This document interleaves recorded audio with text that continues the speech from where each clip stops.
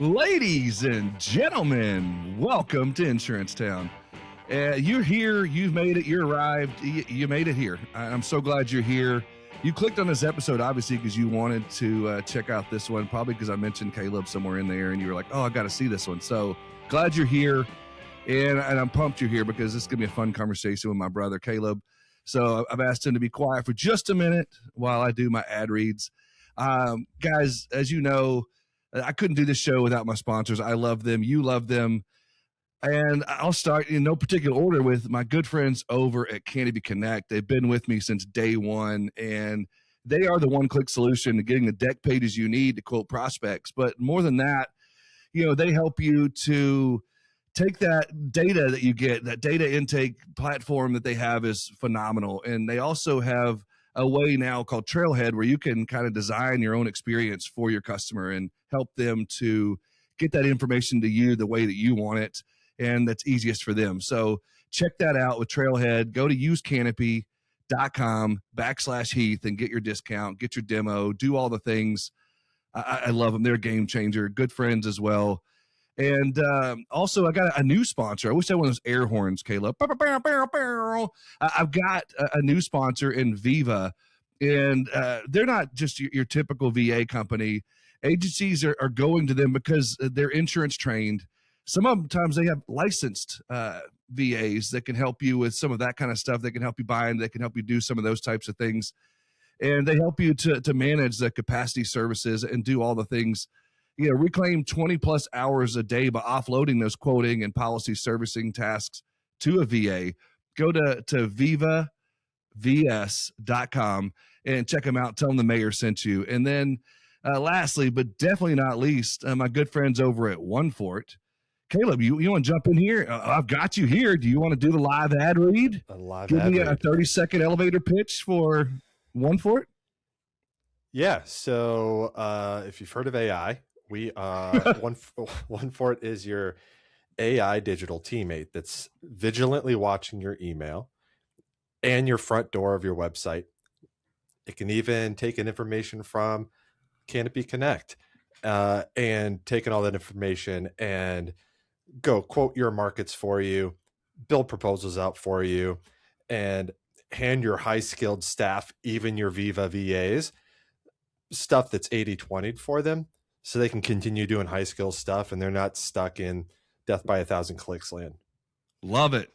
Go to onefort.ai. That's the number one, fort.ai, and check it out and tell them the mayor sent you so they know that you came from the show and they'll treat you really nicely. Guys, I can't wait. You've already heard his voice. He's already here. Look at that gorgeous hair. If you're watching on YouTube, I'm always hair envious. I have hair envy every time you come on the show. I got to grow my hair out a little bit more and get some better hair. It's AI, man. Caleb, get on in here. How are you, brother? Doing good, man. Doing good. I get to go to Key West tomorrow. Heck yeah. Hang out with David Carruthers and the cool event that he's put on. Yeah. I think this might be his 5th year now doing it. So the kinks are all worked out. And it's going to be a great time. Dude, that's going to be so much fun. I got to go a couple of years ago and absolutely loved it. I think I went twice. It was so much fun. I forgot I was an insurance event. It was so cool. In the best way. In the best way, you forget you're at an insurance event. Yeah. Of course. We're all talking, we're getting better. We're all pushing each other. But the conversations we're having, for people who don't know, you're like, oh, it's a bunch of people just looking for an excuse to go to Key West. No, it is. But at the same time, you're talking to people that are in the same world as you, and you're able to share ideas and talk through things. And, most of these producers that you're going to meet there that are in this environment are high-level producers, and they're producing accounts that, maybe you want to be like them, or maybe you have some ideas you can share with it. It's really cool. I hate to give too much of a plug and shout out to my boy Carruthers, but I love him, and I think it's really cool. So if you're not going this year, you got to look into it next year, man. It's super cool. Yeah, no free ads, but I'm excited right. about it. And because of that, only downside, I'm going to be missing my soon-to-be 10-year-old's birthday. I'll be there. So we put a bit of a pin in it today, and we got to go and feed the giraffes and went to the zoo. I had a little 3-hour zoo day this morning. So that's awesome. it's always good to get out and check Yeah. those boxes, so. And it's good to know that you have a good boss that allows you to be able to do that, and your team is able to cover for you while you're gone, checking out the Yeah, Toby's giraffes. finding out about it right now. So. Oh, good. Yeah. There you go. That's awesome. I'm sure he was able to pick up all the demos and all the conversations and all that good stuff. That's cool. Yeah, man. So how are you? You good? Man, life is good. Everything's going well here in Insurance Town, and we got a new sponsor on the show, so that's exciting. And just trying to look for opportunities. And I get people. We'll start. Why not? People talk to me all the time about this idea that AI not only is going to replace their people, but there's no need for VAs anymore because of AI. There's no need for service staff because of AI. There's no need for this. Like, AI is just going to disrupt and replace everything. And I completely disagree. And so I still get DMs and emails and text messages from people asking me about VAs and what my thoughts are, and should they still have them, or virtual assistant, or you call them virtual executives, virtual. I've heard them all the different titles for them, but I still think there's a huge need. And so whenever Rob reached out to me about sponsoring, I was like, yeah, let's do it. And so it's a long time coming. He and I have been discussing this for a minute, but I do still think there's a huge need, for those, virtual assistants, and they could be using AI in the background. They could take some of those tasks off your plate and even be better virtual assistants because of AI. Yeah, I completely agree, man.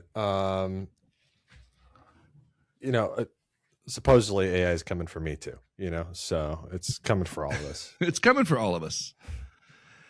But pretty soon there'll be AI podcasts where they won't even need me anymore. They'll just be able to use a voice and, record podcasts without an actual host. But, hopefully my audience won't get to that. Or I could just change it. Hey, welcome to Insurance Town. This is your VA or your AI podcast host here, Heath Shearon. Caleb, how are you today? You'll just end up pausing like me, so. Glitching.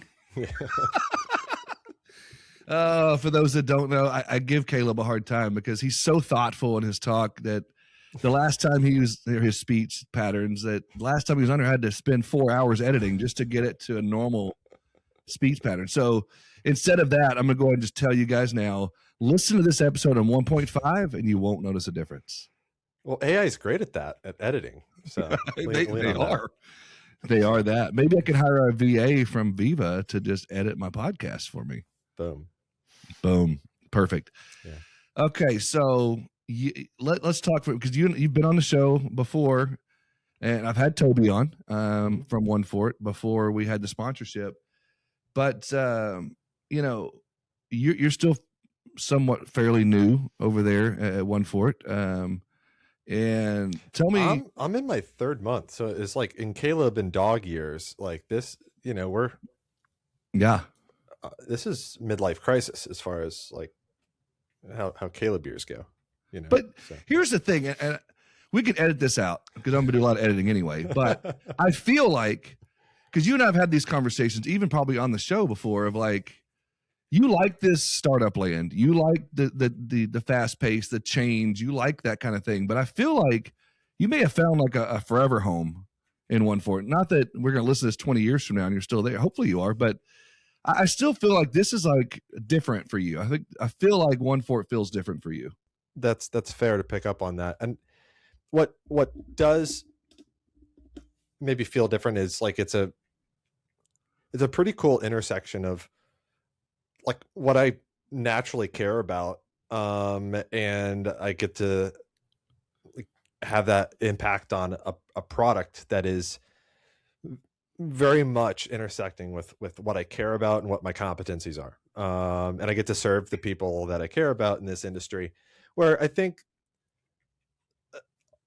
the one constant that I've felt for the past, I don't know how, going on 10 years, sound into this space, it's other industries take for granted having tools, a tech ecosystem that this industry would kill for, and they take it for granted. So I love just finding awesome bits and pieces to introduce into this space. And this is the latest awesome piece to introduce.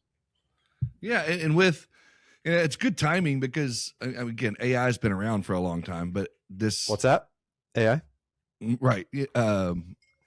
Artificial. I think it's intelligence, but no, it's been around obviously, but now since the whole ChatGPT thing in 2023, really. I think it's changed the way we look at it, the way we understand it. And now we're getting more into this agentic, how it takes it a step further. And, I like to talk about it in a sense of proactive versus reactive. And you and I had this conversation recently on a webinar, and I loved it. And the more I've thought about it, and I've had some response from that, I think there's a lot to be said there, because it's, again, when it first came out, I was like all in, and I was like, what all can I search? What all can I find out? What all can I learn about? Because now I've got with Google, we had the whole internet at our fingertips, but now I feel like we really have it all. Like with the generative AI, it could search everything. And so I was like learning all kinds of stuff and deep diving into anything and everything I could. And again, that was incredible, but I feel like that was more of a reactive. Like you had to prompt it to get it. But now we're seeing AI can go a whole different, like it can now do things for you. It can now be working for you at all times. And it's like you truly have another employee, so to speak, and not to replace employees, but I hate to say it that way, but you know what I mean? Like, yeah, with so many, I don't know. I feel like anytime you say anything, you have to like qualify it or what's the word I'm looking for? Yeah, I think qualify. Qualify's right. Is that the right word? But again, you know what I'm saying? Like you feel like you have something working for you at all times now. Yeah, I understand your need to be careful, but I it still feels like early innings to me. Oh yeah. You keep hearing about AI being a bubble, right? And so I've been like doing a bunch of deep dives into like the .com bubble and what that was like, where the similarities are. And there's something about this reactive, chat heavy, like version of AI that feels like 1995, 1997. Holy cow, Heath! Look, I'm able to find all the McDonald's around me, on search. Like this is crazy what I can find, what I can seek out from the internet, right? Yeah. And at that point, because the only constant is like we have a failure of imagination, and so at that point, we couldn't see that the internet was something other than search, right? Like it's hard for us to know that, not only like was it going to enable finding all the McDonald's around us, but also powering the app that could go power the courier that could then bring it to our house, right? So like we had a failure of that imagination. So like what are we failing to imagine now? And we are still like basically the reactive version of the internet was not the valuable part of the internet, right? It was just scratching the surface. So I think we're just scratching the surface. But even with those leaps and bounds, like we still have humans around. We still like we found our place in the world, right? And so I think the one thing that did happen that is like another phase that we're at right now is it was Amazon.com and everything.com, right? It was very .com-y. It was, and then all the newspapers were like, you got to use the internet. It was very, very hypey. Like you got to use the internet. If you're not on the internet, like you're screwed if you're not on the internet. Are you using the internet, Heath? And like, it's still it's silly now to think back and like, Heath, are you using the internet? Like what kind of question is that, you dummy? Like, am I using the internet? I think we'll think back on AI as the same thing because it's not just searching for what is this disease that I have that is one of my primary functions of using AI, right? Yeah. It's valuable. It's better than WebMD, but that's not where this value maxes out. right? You bring up a good point. And I think it's interesting that you compare, because I hear that comparison a lot when we go back to the .com boom in the 90s and going through all of that, and everybody had to have a website and all of that. And then how long it's taken, for us to really adopt and get on board. And there were several years people were still scared of it, yada, yada, yada. And it took a good while, of that whole thing. And then, now if people are starting to compare generative AI and agentic AI to that. But I'm wondering now, as you say that, are we in too much of a hurry to sprint through to get to the next phase? Because it took a while, I feel like, to get from reactive Google search, whatever it might be, to social media, to where, now you can go on a website, order package, and it comes to your house, that kind of thing. But I feel like now maybe we're sprinting too fast, or we're in a hurry to say, okay, now what else can I do? Now once we get to agentic AI, I was like, okay, now what else can we do? How can we push it next? What's next? It's like, can we just chill out and enjoy what we have? Yeah, I think what I hope I may have lost half the audience, but oh well. I know. I like nerding out. Yeah, dude, these are important questions. So I think one thing that we'll see is we might see a bunch of right now we've seen, if you've walked an insurance trade show lately, you've seen every booth go from name to name plus AI, name AI, right? Right. So I think we will get to a point where the businesses with good fundamentals and good points of view will revert back to like, we'll go from our Amazon to Amazon.com to just we're back to Amazon phase where no one says Amazon.com anymore. I think so. I think we'll ride that wave. And then I think what we'll do is we'll stop asking what can it do, and we'll start asking like who can we serve and what jobs are to be done, because AI is just really freaking cool software, right? And the best way to use software, the valuable way to use software is to identify jobs to be done that liberate real individuals and people from doing jobs that they don't want to do, or they are below their skill level, and just turning it loose. And then that's how you get Main Street agencies to extract a ton of value out of it. But I think we'll have to start asking what jobs are to be done and like articulate that. Once the hype dies, we'll actually have to say, all right, I understand your business. These are the jobs to be done. Here are the jobs that my tool can really, really knock out of the park for you. And these are the 4 individuals that will reap the benefits, right? Yeah.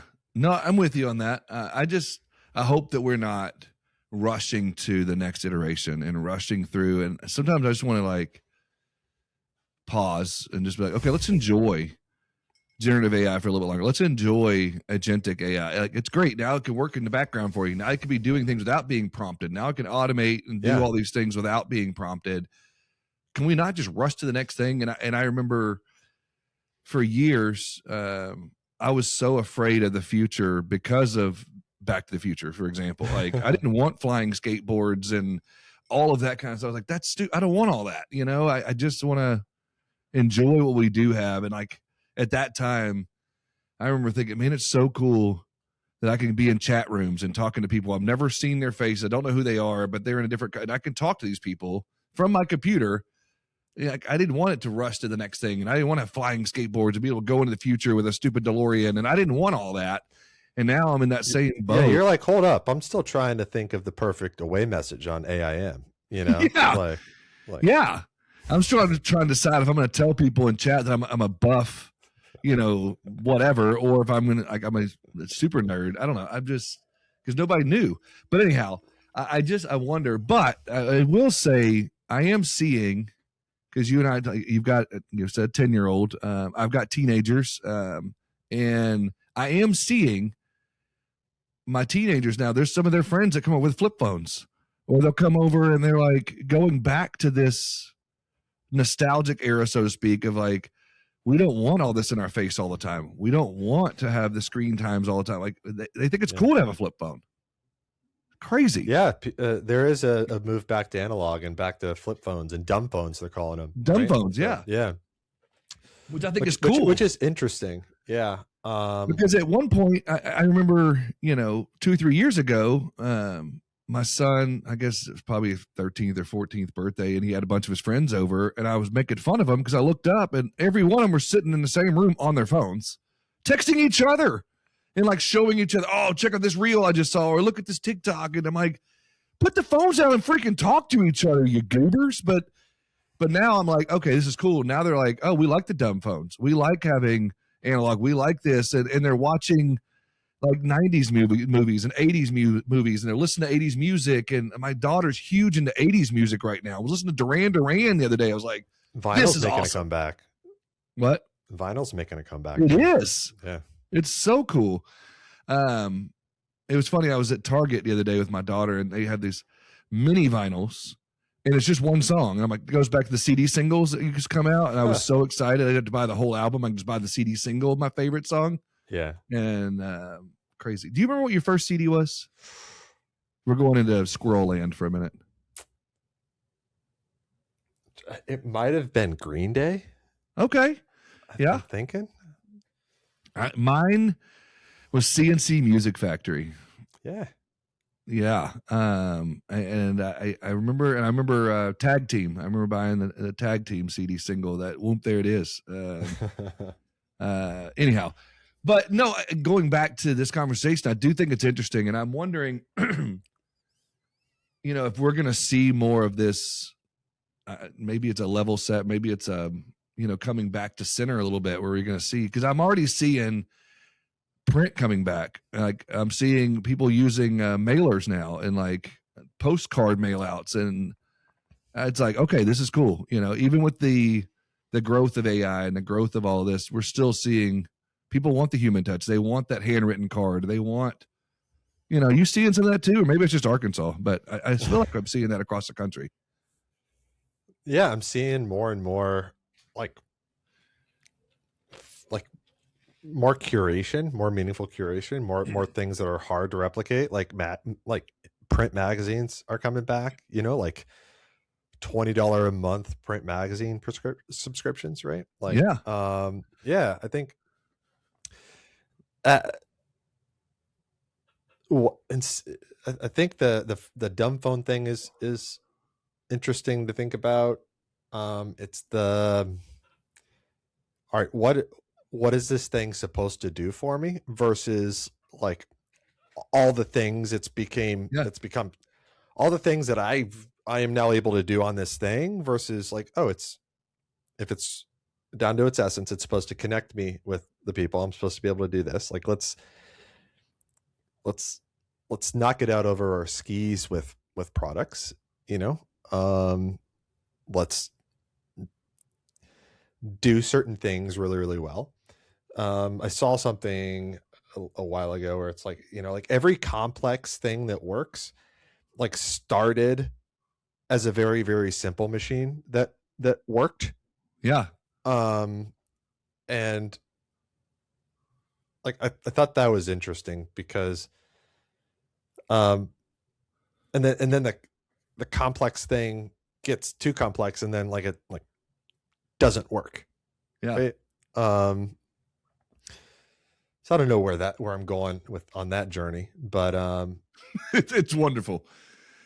I do think, regardless of what I always come back to on this show and in my life in general, I'm praying to God I'm always right on this. But I feel like no matter what, we're always going to be a relationship business, whether it's smartphone or dumb phone, whether it's digital or print, whether it's this or that. And I think there's always going to be a need for that advisor, that CSR, that producer, the whatever you have in your, I think there's always going to be a need for that. And I think, again, going back to the example of I was talking to an agency Monday, what's today, Wednesday or Thursday? Anyway, Monday of this week. And they were telling me about how they're using postcards or whatever, but they were using AI, to find the people to send them to. And they were using geo tracking, whatever it's called. But anyhow, where they were putting a pin around an event they were at, I think it was FAI, but they had a pin. They were going to find all the agencies that were in that were there, whatever it was, and they were going to send out a postcard to say, "Hey, good to see you." So they were using AI to power the human touch. I think you can have both in the same sentence, and they don't have to be one or the other. Yeah, they can be complementary. I 1,000%. totally agree. I think, how do you make people feel special? And AI can be a WD-40 on the machine that tees you up to do the hard thing, the last mile hard thing, to send the thing that really can't be replicated, them opening that package that makes them feel good, the thing that you can't fake, the thing that, people want to feel like they're so sick of being on like 1 out of 500 people on an email list that they want to feel like, oh, like I'm maybe one of 10, maybe one of 50. They got this. And AI can help identify, sort, like, and even point you in the right direction. But like, I think we'll have to find ways to make people feel special. Right? 100%. I think, where you could use some of that again with AI is I could probably do an AI search, a general search on Caleb Cramer, and probably find out your kid's name, your dog's name, your wife's name, where you live, like find out those kind of things to make it personal, to be able to say, hey, how's Fido, and whatever your daughter's name is. I should know, we're friends, but I don't. What'd you do for her birthday? Did you have, a party? Did you have a sleepover? Did they have, with braiding hair and pillow fights? What were they doing on 10th birthday? But whatever it might be. Yeah. I think you could make it where they feel special. Like, oh, Caleb remembered my name. He knew about my 10-year-old. He knew that we had a birthday. Like, I'm sure all that could be found in a 10-second AI search. I'm sure, if you have enough of your personal information out there. But, or for that matter, a commercial account, you could probably find out how many employees they have, how many of this, what's going on with that. Get their loss history, get all that kind of stuff, and be able to make that personal to them. And so when you're talking to them, you don't have to go through the back and forth of all the questions and all the things. It's all right there. So then you can get into the building relationship. You can get into the conversations. And, I think that, goes into this thought process and the research I've been doing on having digital teammates, where you could deploy some of those things to power those producers to have those personalized, feel special conversations. Yeah, I think when you first told me about the digital teammate thing, I've been noodling on it ever since as well. I think it's interesting framing, and it works because I need to hurry up and trademark it. That's the version of AI that's exciting, right? Right now, like, reactive AI is like nobody really wants the teammate that I got to be like always on teams. Like, Heath, start this, do this, or what do you think about this? Like, the teammate that is Heath Shearon that is just sitting around waiting, and I have to tap you on the shoulder to ask you something. That's not an awesome teammate, right? Your answers better be knocking it out of the park if I do tap you on the shoulder. But I think what we think of when we think of teammate is, all right, I can trust that Heath is doing X, Y, Z and doing it well, even when I'm not asking him to do stuff. And then I can turn around and ask him for more context, or give me insights on what you've been doing, right? What based on what you've learned while you've been doing X, Y, and Z, what should I do about A, B, and C, right? That's a collaborative teammate. And I think that's what's been unlocked recently with AI, which is pretty cool. And back to the AI is just really freaking cool software. Like, it's not just one thing and it shouldn't be pointed at all jobs to be done, right? Just like you have a creative side and you have a side that is disciplined. Maybe both of those sides aren't equal, right? Maybe you have things that you trust yourself with, or your wife trusts you with, that She doesn't trust, maybe she'd rather trust herself to do some things. I know I've got a list of those things. Same thing with AI. And I think what AI being probabilistic, meaning like you give one input and, you're going to get a pretty consistent grouping of outputs from that, but like they're not all going to be the same, versus deterministic, which is like one input, you're going to get one output. Like, Yeah. maybe when it comes to like my accounting or, my systems of record, like I want more deterministic than probabilistic. That teammate is going to have two sides of the brain, right? And so the companies like us, we're going to have to, the ones that win are probably going to have to get pretty good at stitching the AI, the probabilistic, to the deterministic, stitch those two sides of the brain together. So you can have a digital teammate that can be relied on and can do the creative, okay, like make sense of this. I don't have all this stuff nice and formatted for you. Go use the probabilistic side and go make sense of it for me, right? Those two things need to be in concert. And we've kind of been talking about them up until this point like they're separate. And so that's why I'm excited about this moment in time. Right? No, I completely agree. And it's funny you brought up, the family part of it too, like talking about the wife. When I made me think about, my son's 18 going off to college, whatever, but he figured, it took him long enough, but he figured out over the last year or so, because I have two daughters and a son, and my daughters were always so jealous of my son, of like, you're the favorite, mom loves you the most and does that and the other. And they finally they were having this conversation at dinner, and he was like, I just figured out the cheat code with mom. I figured out what to do. And they're like, well, what's the cheat code? What is it? It was like, when I come home from work or from school or whatever, I spend the first 15 minutes picking up something, doing something around the house, folding laundry, putting up dishes, just 15, 20 minutes of just little things around the house. And mom's not pissed at me.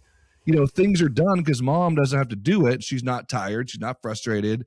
She's not yelling at me, hey, Reese, that's his name. Reese, did you pick up your laundry? Did you do this? She doesn't have to do that anymore. And she doesn't have to come in and be pissed off because there's a floor that had to be swept, or there's, dishes in the sink. It's like, all I do is it's 15 minutes and it makes mom happy. And, she was like, it's not a cheat code. It's just the right thing to do.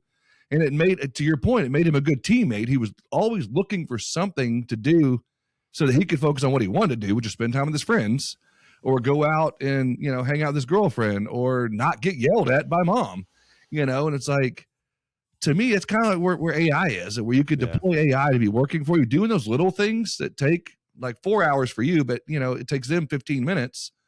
And then that way your producers, your staff, your CSRs, they could be doing what they want to do, hanging out with their friends or whatever. But, they could be, networking. They could be going to the events. They could be, whatever, advising clients. They could be doing the things they want to do. But it was just funny. And again, I haven't worked out that analogy in my head, so hopefully that made sense to the audience. But I like it. I'm gonna, and I could learn from Reese. Totally.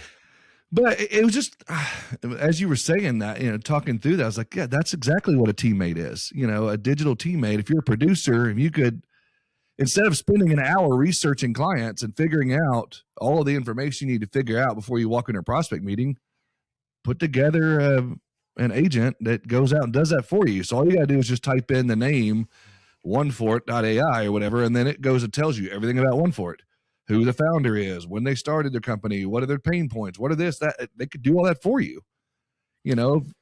I just feel like that's a good teammate, and that way you don't have to do that. It's doing it for you. And then you figure out a way to automate that, and it's even better. That's what I've learned from this team at OneFort is like, it's the proper way to look at this is, one, a series of jobs to be done, and then that job to be done, there's going to be need to be a deterministic component. So something that, like, the non-negotiables, that this just needs to be done right at this time, every time. Like, there's not a lot of variance. This just needs to be done. So with to get a good proposal built, it needs to do these three things the same way every time, automatically. And then, okay, automatically? Yeah. Dude, I love that. Did you coin that or did you steal that? I love it. I don't know if I can Dude, coin that, but I don't know where that came from, but I love it. Okay, sorry, maybe it's keep going. mine.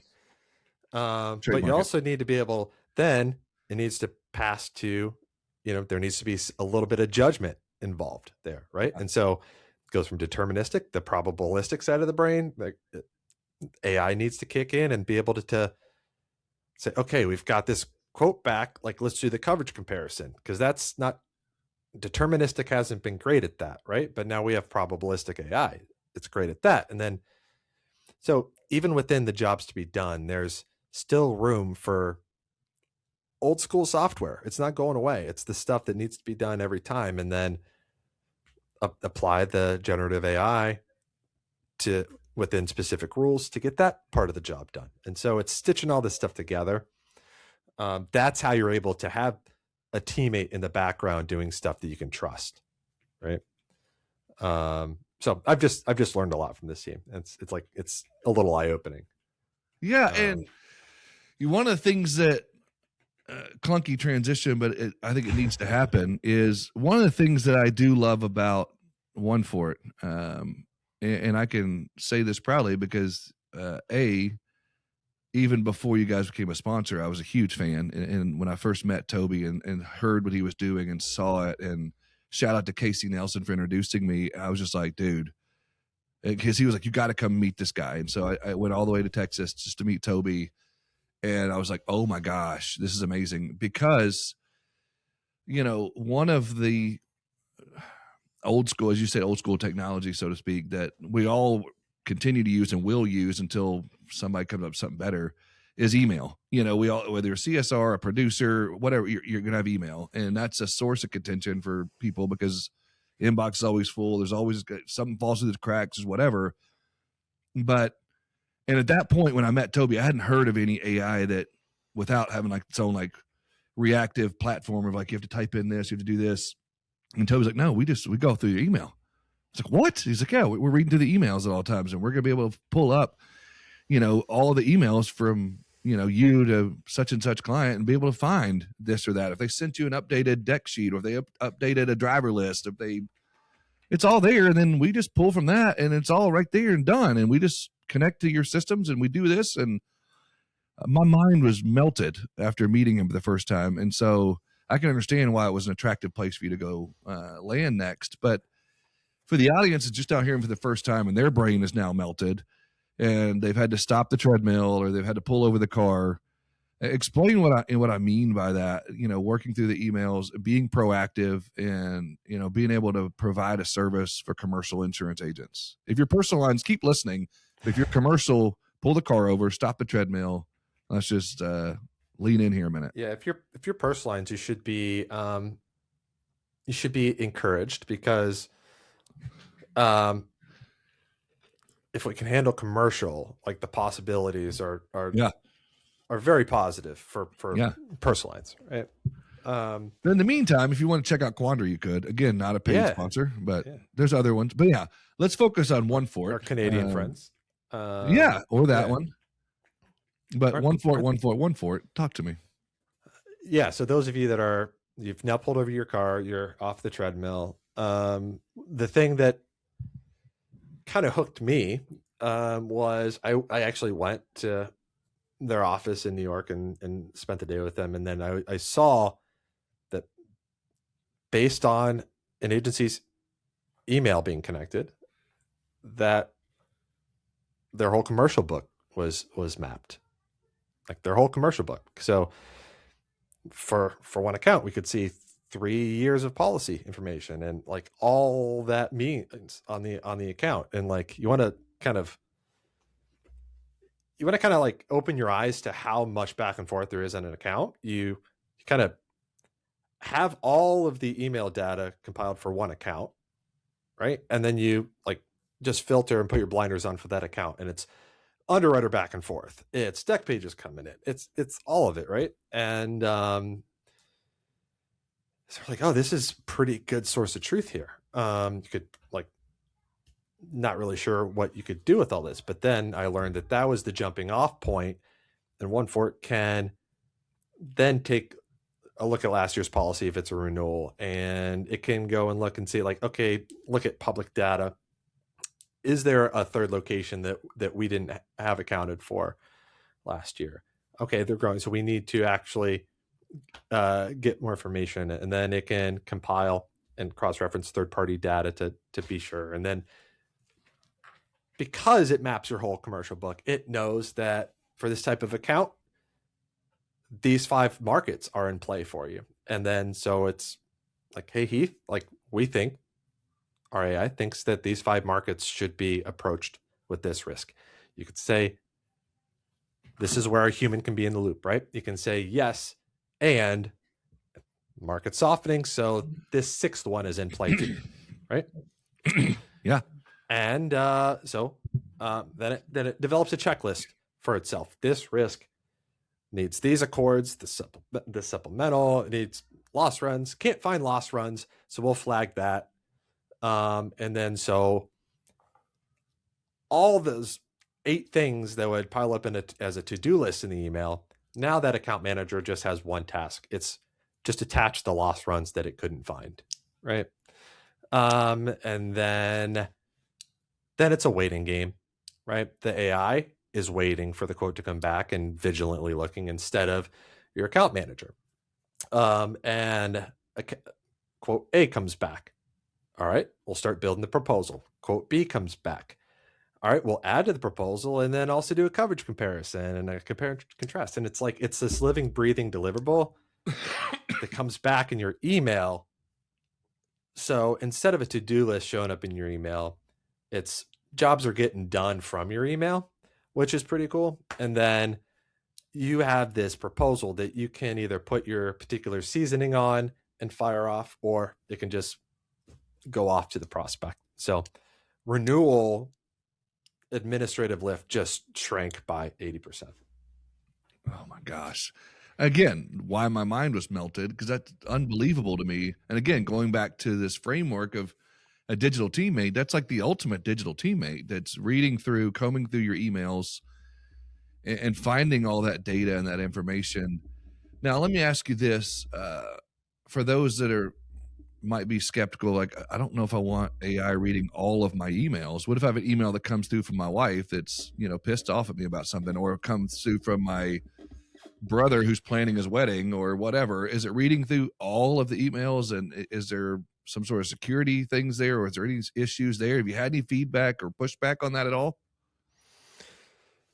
Yeah, if we can edit this, we have to. Somebody smarter than me is in charge of our security, and that's a good thing. So our chief security officer was the first engineers at Coalition. So like, and we have all the key badges, right? So the SOC 2 and the SOC 2, HIPAA, and all that. So yeah, I knew that. I saw that on your website. And we also the AI is we have very specific contracts with OpenAI and Cloud. We are using the best model depending on what is required, but we have private instances, so nothing is being stored or trained as far as the larger model, right? It's very much just your agency. And then we are not storing anything that is not only not insurance related, we're not even personal line stuff. It's being parsed out. It's only reading and attaching stuff it's that smart is enough to associated knock with out with a specific account, a commercial account. Yeah, that's awesome. And then if we do find that your wife's mad at you, we'll even, it can tee up like couples therapy, and we can get out ahead of that for you too. Right.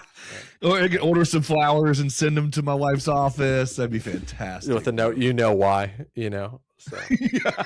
You know what I did. That's hilarious. No, that's fantastic. But no, I just wondered. So on that same note, me carefully ask this, I don't lose a sponsorship right now on this call. Ooh, but don't want to do that. What are some of the biggest pushbacks that people might have had with OneFort so far? Is there any? Or maybe there was a challenge you guys solved if in the very beginning. Maybe someone came to you and was like, hey, could we do this? And maybe you guys solve that challenge. I'd say the active challenge that we're working through right now, and well, I would say implementing feedback right now is Yeah. Is the humans need the ability to apply their 20% or apply their seasoning to the proposal, and there's still a lot of what AI can't do well, and I don't think it'll ever do it as well as the producer on the account is apply the judgment, the relevance judgment, right? The AI is picking up on third party data, first party data. It's picking up on historical data on the account, stuff from the email. It's picking up. It's great at connecting context, but I think what we're continuing to build out into the proposals and getting better and better at doing it is allowing the account staff to still say, well, like the stuff that AI can't know, or like they might have walked the property, Yeah. That's good. Yeah. 3 weeks ago. And the advocating for the account on behalf of the account, like that's ultimately, that's what we're still trying to enable. That still needs to happen. That's last mile stuff. We need to do the 80% that's first mile and takes low skill. So, but it historically, our proposals haven't been incredible at allowing for that, and we're getting better and better at building that in and tweaking that. So that's been fair feedback. But I think to your point, what you brought up is good. And like, just because you have OneFort or any AI tool, but OneFort for this matter, it shouldn't be, like trust, like it's your 100%, like you just push the go button. You got to at least have that human in the loop, check it over, look over. Again, it's the 80%. There's still maybe that 20%. And that's any tool you use. And so I think that's just a good cautionary tale, just to be able to say, hey, let's not just completely, again, you wouldn't, hope people don't put in some AI prompt, copy paste, and stick it straight into an email without looking over it, because you never know. Yeah. And I'm sure people do. But and you brought up another good point of like, I remember, and again, it hadn't been too long ago, 6 or 7 years ago, when I was a commercial producer, it was like a big challenge that I would have, with all my clients, not all of them, but several of my clients would be like, underwriter would come back to me and say, hey, you said they didn't do this. Their website shows they do. I wrote a lot of general contractors, and they'd be like, you said they didn't do roofing. They've got on their website pictures of roofers all over. Do they do roofing or do they not? So OneFort would be a great tool to be able to tell that, hey, website shows they do this class of business. You don't have that class code listed, correct?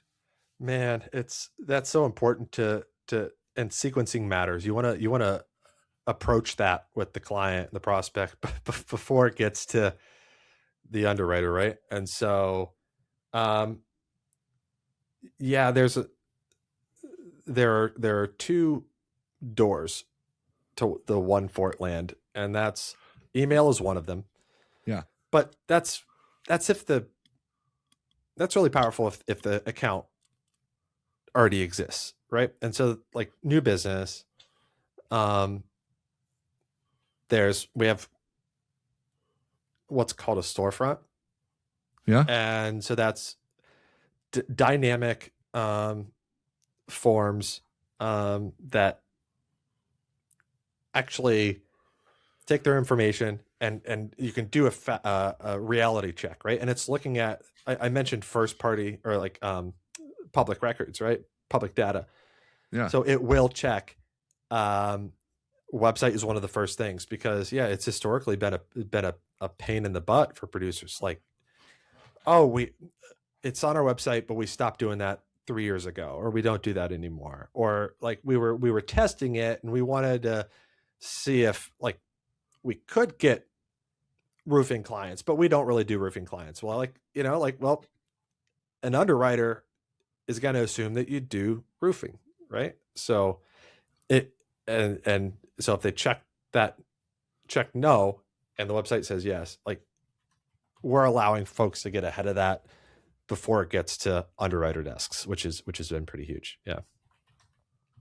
Yeah, again, I think there's so many use cases for that, OneFort beyond what people are probably thinking of. We might look like we got it all figured out, but any company like ours, like trying to do anything ambitious, it's like a series of things that we nail and a series of pieces of feedback that we're implementing, if we're smart. And so a thing that we're working through is we have this storefront, right? But we're still we're doing things a bit backwards. We're asking for, what coverage do you want, Heath? And we're kind of treating the insured like they knew as a contractor what coverages they should want, right? And so now we're letting agencies kind of for mechanical contractor, like create like a Spotify playlist of coverages and make and like of oh, that's cool. And so it'll be built for that, and make them so like that's their agency standard, and then make them unselect, if they don't want it. That's really cool. Yeah. So just taking that feedback and like almost seems like a no-brainer after the fact, but it's just one of the positives of being open to feedback from the people that are actually in the trenches using this stuff. So if I were to Family Feud style survey 100 of your customers and say, what's the number one use case that you, or the number one time save, or whatever the question might be that you've gotten since you've been using OneFort, what would be the top answer on that? I think small commercial renewals. Okay. Right. Because every time you touch those, you lose money. So if you could find a way to get less touches, that makes sense. Okay. Yeah. So survey says number two answer might be what? Number two answer is always accords. Yeah. Not having to do manual accords anymore, especially for E&S, right? That's where we like really excel. We're awesome in states that have a high E&S burden, right? Yeah. And it's like it's going to go E&S, but you still have to go get your 3 declinations in most states. And yeah, we got to go through this, or we've got a form that we're doing that's like a little, we've got our way around it. So like it's either workaround or really high cost checking boxes, and all roads lead to time intensive accords and supplementals being filled out, and then going out to, and sometimes you have to do that for multiple brokers or MGAs or whatever. So like if we can just kind of one shot that for every account, it's been really big for E&S accounts. Dude, that's huge. Yeah. And then if you had a third answer you might have on that, Steve Harvey might say number 3 answer is just getting to work with Anthony and Toby. I mean, I think that's there you go. That's the third answer. Yeah. Dude, that's awesome. They are incredible founders and incredible people to work with. I've gotten to meet both of them, and they are fantastic. And now the addition of Caleb Cramer really adds to that pot. Yeah, I'm excited. We just got you added a new employee recently. Yeah, it's a chap that I've worked with from afar a couple times. We've I saw that on LinkedIn. We're on a phone call a month basis. It's always fun, like chatting with him, but never got a chance to work together. Brandon Wright, he was most recently at Glovebox. Like, yeah, dude, that's awesome. Jumped at a chance to stay in and support this industry, and so it's cool to have him on the team. Oh, dude, that's exciting. Seeing the team grow and adding, account execs or salespeople, whatever you're calling it. I mean, that's really cool. So, congrats, man. That's awesome. Thanks. Okay, so we've covered quite a bit of ground here. I feel like we might be able to start closing up a little bit, and yeah. But I appreciate you joining us, coming to hang out. Talk to the audience a little bit about, how easy it is to just start working with you guys and what that looks like. People are thinking right now, pricing model, this is going to be too expensive. This is going to be crazy. Tell them about this, because I know, but I want them to know just how easy you're going to make it for them. Yeah, I give everybody my Venmo, and Right. we work something out. We work something out. Right. Okay. After that. Yeah. After that, well, we've simplified it. One, we don't tax per user. We know that adoption is tough, so we don't. One thing that can block something is like a per user tax, per seat. So we don't do that. It's a flat rate for an agency, and it's based on commercial GWP. So we're priced to grow with you as you grow. We don't want to charge a $1 million premium agency the same as a $10 million agency, and vice versa. So it's like value-based pricing. You should be closing enough deals, and it's really, it's really easy to onboard. It's just we're trying to, as soon as you plug in your email, I think minds kind of get blown when you see the accounts, commercial accounts, and getting mapped, and all the carriers getting mapped and all of that. So AI does a lot of the heavy lifting, and then Anthony does the rest. Yeah. What about contract? Is there some contract I'm stuck in for 10 years, or I'm stuck in a contract for what does that look like? It's month to month pricing. I think I think we've even done with the year terms of service. So it's or contract. So it's just, not only is it on us to keep the agency on board through delivering, I think it's still a 30-day from being onboarded. It's a 30-day, no questions asked. I just don't like Caleb give me my money back guarantee. So we totally de-risk it that way. Yeah. Awesome. Well, thank you. I know there's some of those questions people ask as far as pricing goes, but I appreciate you sharing that. And again, thank you for hanging out on the show today again with me. Thank you for being here. I feel like we're probably going to continue this conversation off air after this, but thank you for being here today. If the audience listening wanted to connect with you, what's the best way? Besides your Venmo account. Oh, dang it. Killing that grift. Text me. I can even put my cell in the show notes if you want. Okay. Email me, caleb@onefort.ai. caleb@onefort.ai. Find me on LinkedIn. Shoot me a DM. Go on the website. If you want to look at it, just ask for a demo. I usually show up on demos too, so you can't get away from me. Yeah. Thank you. Again, I appreciate that. Ladies and gentlemen, thank you for being here as well, and I'll see you on the next one.